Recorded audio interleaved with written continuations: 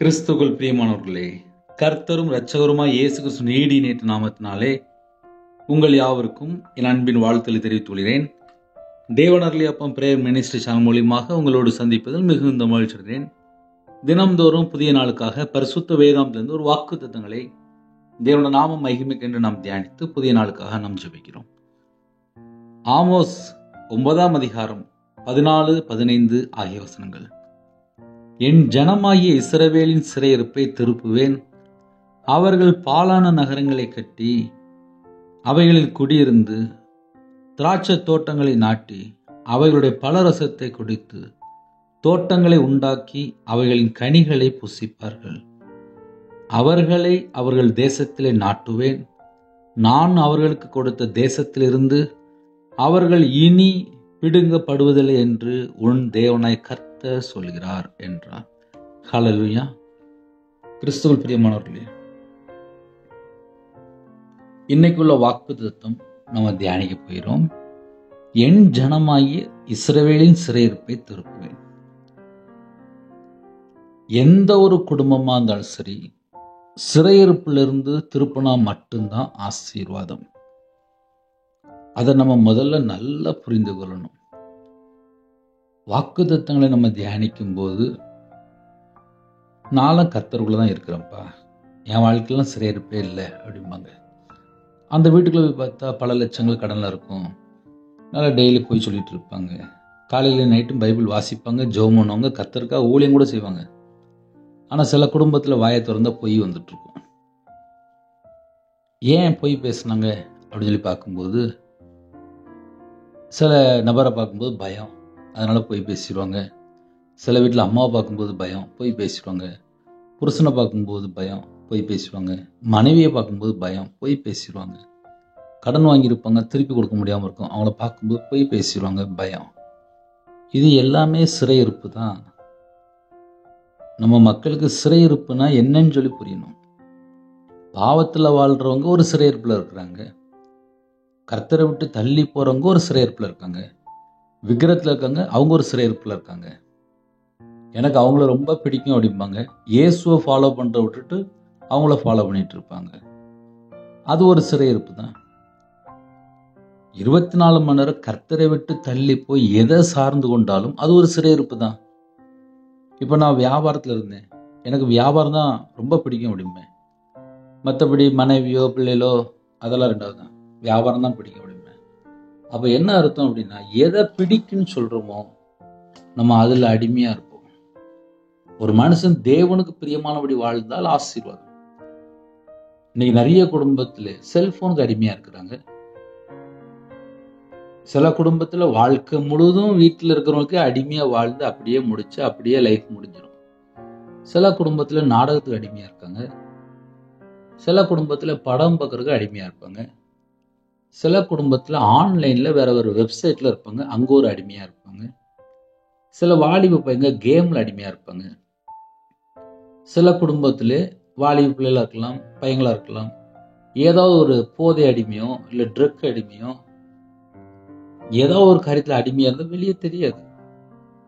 சில குடும்பத்தில் சிகரெட்டு பழக்கத்தில், போயிலை, கஞ்சா பழக்கத்தில் அடிமையாக வாழ்ந்துட்டு இருப்பாங்க. அது இல்லைன்னா அவங்களால வாழ முடியாது. சில குடும்பத்தில் ஃப்ரெண்டு இல்லைன்னா அவனுக்கு பைத்தியம் பிடிச்ச மாதிரி இருக்கும், அது ஒரு அடிமையில் வாழ்ந்துட்டு இருப்பாங்க.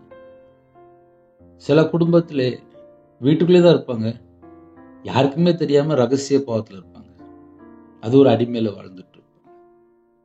சில குடும்பத்தில் வெளியில் பார்த்தா நல்லவங்களா இருப்பாங்க, ஆனால் அவங்க வாழ்க்கை பார்த்தா சிறையிருப்பில் போயிட்டு இருக்கும். சில குடும்பத்தில் வீட்டில் விக்கிர ஃபோட்டோலாம் இருக்கும், அந்த வீட்டுக்குள்ள என்ன பார்த்தா சிறையிருப்பில் இருப்பாங்க, விக்கிரத்துக்குள்ள ஒரு சிறையிருப்பில் இருப்பாங்க. சில குடும்பத்தில் வாலிப வயசுல தேவையில்லாமல் யார்ட்டையோ பழகிருப்பாங்க, அதன் மூலியமா ஒரு சிறையிருப்பில் இருப்பாங்க. என் ஜனமாகிய இஸ்ரவேலின் சிறையிருப்பை திருப்புவேன் என்று கர்த்தர் வாக்குத்தத்தம் செய்தார். ஒரு மனுஷன் வாக்குத்தத்தம் பண்ணல. இப்போ என் வாழ்க்கையில் நான்லாம் சிறையிருப்பில் இருந்திருக்கேன்ப்பா, அதனால எனக்கு சிறையிருப்புனா எனக்கு என்னன்னு தெரியும். கர்த்தரை விட்டு தள்ளி போய் எந்த ஒரு காரியத்தில் இருந்தாலும் அது சிறையிருப்பு தான். அந்த சிறையிருப்பில் இருக்கும்போது அவங்களால எந்திரிச்சு வெளியில வர முடியாது. அவங்கள யாராவது தூக்கி எடுக்கணும், அவங்களுக்காக யாராவது ஜெபம் பண்ணணும், அவங்களுக்கு சத்தியத்தை சொல்லணும், இயேசுவை பற்றி சொல்லணும்.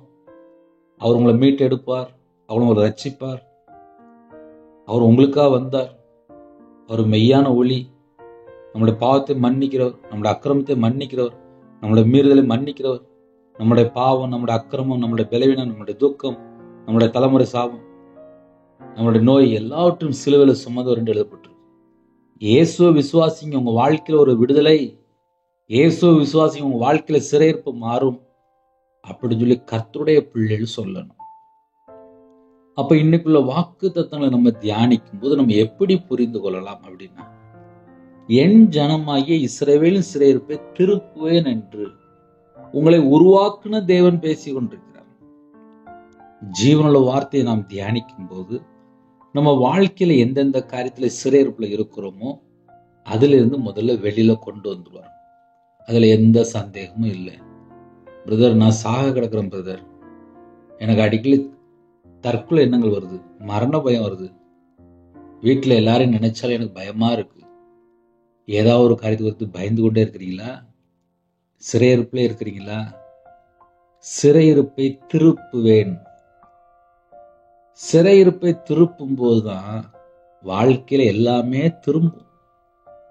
ஒரு வீட்டுக்குள்ள ஏன் 100 ரூபா கூட இல்லை, 50 ரூபா கூட இல்லை, 10 ரூபா கூட இல்லை, ஏன் கடன்ல இருக்கிறாங்க அப்படின்னா அவங்க ஒரு சிறையிருப்புல இருப்பாங்க. நைட் ஆனா பணம் ஒயின் ஷாப்புக்கு போயிடும். ஒரு வாலிப பையன் டெய்லி 10 மணி நேரம் ஆன்லைன்ல கேம் விளையாடுவான். 2 செல்போன் வச்சிருக்கான். ஒரு செல்போன்ல சார்ஜ் குறைஞ்ச உடனே அடுத்த செல்போன், இந்த செல்போன்ல சிம் அந்த நெட்டுக்குள்ள முடிஞ்சோடனே அடுத்த செல்போன், ஆன்லைன்ல போய் கேம் விளையாடுறது, பணம் கட்டி கேம் விளையாடுறது. 10 மணி நேரம் அடிமையா இருக்கான். அம்மா அப்பா தான் வாங்கி கொடுக்குறாங்க செல்போனு. செல்போன் கீழே உடைஞ்சிட்டு அப்படின்னா உடனே அடுத்த போன் வாங்கி கொடுக்காங்க. அப்ப என்ன அர்த்தம் அப்படின்னா, நிறைய வீட்டுல வாலிப பையங்க, வாலிப பிள்ளைகள், சின்ன பிள்ளைகள் செல்போன்ல எல்லாம் பல மணி நேரம் அடிமையா இருக்கிறாங்க. அதெல்லாம் சிறையிருப்பு தான். சில குடும்பத்துல ஜெபிக்க வரும்போது சொல்லுவாங்க, எங்க குடும்பத்துல இப்படி இப்படி பிரச்சனையா இருக்கு, இந்த பாவ அடிமையில வாழ்ந்துட்டு இருக்காங்க, ஜெயில இருக்காங்க, கோர்ட்டு கேஸ் சொல்லி நாங்க போயிட்டு இருக்கோம், ஒரே பிரச்சனையா இருக்கு, ஒரே போராட்டமா இருக்கு. சிறையிருப்பு. என் ஜனமாகிய இஸ்ரவேல் சிறையிருப்பை திருப்புவேன் என்று வாக்குத்தத்தம் பண்ணுகிறார்.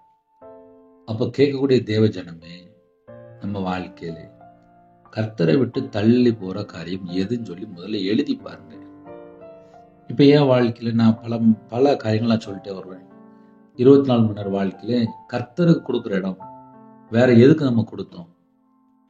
ஃப்ரெண்டு கொடுத்தோமா, இல்ல தேவையில்ல நபர்கிட்ட பழகிட்டு இருக்கிறோமா, இல்ல செல்போன்ல மூழ்கி போய் கிடக்கிறோமா, இல்ல விக்கிரத்துல போய் இருக்கிறாங்களா? அப்படிலாம் நம்ம யோசித்து பார்க்கணும். ஒரு மனுஷனோட வாழ்க்கையில பல மணி நேரம் எதுல அடிமையா இருக்கான்? அதான் சிறையிருப்பு. நிறைய வீட்டுக்குள்ளே நேரம் போல அப்படின்ட்டு பக்கத்து வீட்டுல போய் பேச போயிடுவாங்க. லாஸ்ட் பார்த்தா வீண் வார்த்தை, புறங்குற வார்த்தை, அவதூறான வார்த்தை, அதுலதான் பாவம் வந்துருமே. அதே ஒரு சிறையிருப்பு தானே. டெய்லி போய் போய் போய் பேசி பேசி பேசி அப்புறம் வம்பா போயிடுவாங்க. அப்புறம் பார்த்தா பெரிய பிரச்சனைகளை மாட்டிடுவாங்க. சில குடும்பத்துல சிறையிருப்புனா என்னன்னே தெரியாது. இப்ப அப்படியும் ஜனங்கள் இஷ்டம் போல வாழ ஆரம்பிச்சிருச்சு. அதனால நம்ம வாழ்க்கை கர்த்தர் ஆசீர்வதிக்கணும் அப்படின்னா சிறையிருப்புல இருந்து முதல்ல திருப்பினா மட்டும்தான் ஆசீர்வாதம். என் ஜனமாகி இஸ்ரவேலின் சிறையிருப்பை திருப்புவேன். அவர்கள் பாலான நகரங்களை கட்டி அவைகளில் குடியிருந்து திராட்சை தோட்டங்களை நாட்டி அவைகளுடைய பலரசத்தை குடித்து தோட்டங்களை உண்டாக்கி அவைகளின் கனிகளை புசிப்பார்கள். நன்மையை புசிக்கணும் அப்படின்னா சிறையிருப்புல இருந்து திரும்பி இருக்கணும். நான் மறுபடியும் சொல்லி தரேன். ஒரு குடும்பத்துல ஆசீர்வாதத்தை பெற்றுக்கொள்ளணும் அப்படின்னா சிறையிருப்புல இருந்து அவங்க திரும்பி இருக்கணும். சிறையிருப்புல இருந்து அவங்க வெளியில வந்திருக்கணும். வெளியில வந்தா மட்டும்தான் ஆசீர்வாதம். நான் மறுபடியும் தண்ணி அடிப்பேன், நான் மறுபடியும் சிகரெட் பழக்கத்துல இருப்பேன், நான் மறுபடியும் புகையில போடுவேன், நான் மறுபடியும் கஞ்சா போடுவேன், நான் மறுபடியும் பாவ அடிமையில இருப்பேன், நான் மறுபடியும் செல்போன் அடிமையில இருப்பேன், நான் மறுபடியும் விற்கிறதுக்குள்ள தான் போவேன் அப்படின்னா சிறையிருப்புல இருந்து இன்னும் திரும்பலன்னு அர்த்தம். ஒரு மனுஷனோட வாழ்க்கையில சிறையிருப்புல இருந்து வெளியில வந்தா மட்டும்தான் அவங்களால மூச்சு விட முடியும். அதுக்கப்புறம் தான் அவங்களோட வாழ்க்கையில் ஒரு ஆசீர்வாதம், ஒரு செழிப்பு, நன்மைகளை பெற்றுக்கொள்ள முடியும், நன்மையை புசிக்க முடியும். அழகா போட்டிருக்கு, கனிகளை புசிப்பார்கள். அப்ப ஆவிக்குரிய வாழ்க்கையில் ஆசீர்வாதம் வேணுமா, பூமிக்குரிய ஆசீர்வாதம் வேணுமா? முதல்ல மனம் திரும்பணும். சிறையிருப்பிலிருந்து வெளியில ஓடி வந்துடணும். அவர்களை அவர்கள் தேசத்திலே நாட்டுவேன் அப்படின்னு சொல்றாரு. ஏன்? சிறையிருப்பிலிருந்து திரும்பிட்டாங்க. அவர்களை அவர்கள் தேசத்திலே நாட்டுவேன். நான் அவர்களுக்கு கொடுத்த தேசத்திலிருந்து அவர்களை இனி பிடுங்கப்படுவதில்லை என்று உன் தேவனாய் கர்த்தர் சொல்கிறார். ஹல்லேலூயா. அதனால நம்ம வாழ்க்கையிலே இதுவரைக்கும் நம்ம எப்படி இருக்கிறோம், இதுக்கப்புறம் எப்படி இருக்க போறோம், இதுக்கு முன்னாடி நம்ம எப்படி இருந்தோம், நம்ம வாழ்க்கை எப்படி இருந்துச்சு, எல்லாருக்கும் தெரியும். இப்போ என் வாழ்க்கையில நான் பல ஸ்டெப் நான் சொல்லிட்டு வருவேன். ஏன்னா ஒரு மனுஷனோட வாழ்க்கையில எங்கெல்லாம் கத்தரை விட்டு தள்ளி போறாங்களோ எப்படிலாம் ஆபத்து வரும், எப்படியெல்லாம் ஆபத்து வரும், எப்படியெல்லாம் ஆபத்து வரும், அழகா ஆன்லைன் மூலியமா கேட்கறவங்களுக்கு தெரியும். அப்போ கத்தரை விட்டு தள்ளி போகும்போது தான் ஒரு பிரச்சனை. அதனால கர்த்தருடைய பிள்ளைகள் கர்த்தருடைய வார்த்தைக்கு கீழ்ப்படிவோம். 24 மணி நேரம் இருக்கு. அந்த 24 மணி நேரத்துல சிறையிருப்புன்னு சொல்லி ஏதாவது வருதா, சிந்தனையிலையோ இல்ல கண்கள்லையோ இல்ல பேசுற வார்த்தையிலையோ இருதயத்திலையோ ஏதாவது ஒரு காரியம் இருக்கான்னு சொல்லி கண்டுபிடிங்க. உடனே கேன்சல் பண்ணி ஜெபம் பண்ணுங்க. கண்களை மூடி நாம் ஜெபம் செய்வோம். அன்பின் கர்த்தாவே, உண்மை நன்றியோடு துதிக்கிறோம்ப்பா. புதிய நாளுக்கான கிருபைக்காக நன்றி. உங்களுடைய கரத்தில் அர்ப்பணிக்கிறோம். குறைகள் குற்றங்களை மன்னிங்க. எங்களை பரிசுத்தப்படுத்தி ஆசிரிங்க. உங்க கிருபையால் நிரப்புங்க. உங்களோட ரத்த கொட்டைகளை வேலடைத்து மூடி மறைத்து பாதுத்துங்க. இந்த நாளுக்கான கிருபைக்காக 1000 மடங்கு உங்களுக்கு நன்றி செலுத்தினோம். ஜெப விஷயம் தாங்க, தியானிக்கிற விஷயம் தாங்க, துதிக்கிற விஷயம் தாங்க. யாரெல்லாம் தாழ்த்துறோங்களோ உங்களுடைய சிரசு மேல ஆசீர்வாதத்தை வைங்க. உங்களுடைய கையின் கீழ் ஆசிரிங்க. உங்களுடைய அப்பத்தின் தண்ணி ஆசிரிங்க. பலகணிகளை திறந்து திருப்தியாக நிரப்பி ஆசிரிங்க. யாரெல்லாம் தாழ்த்துறோங்களோ எல்லா தடையெல்லாம் நீக்கி ஆசிரிங்க. கர்த்தருடைய நாமம் மட்டுமே விட்டோம். துதிகன மகிமை எல்லாம் உம்மொருவருக்கே செலுத்தினோம். இயேசு கிறிஸ்துவின் பிதாவே, ஆமென். தேவனுக்கு மகிமையுண்டாவதாக. கர்த்தர் தாமே உங்களையும் உங்கள் குடும்பத்தையும் சகல காரியத்தையும் சம்பூர்ணமாக திருப்தியாக கர்த்தர் கொடுத்து ஆசீர்வதிப்பாராக. ஆமென்.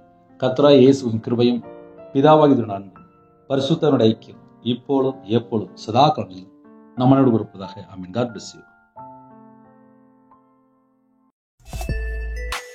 Thanks for watching.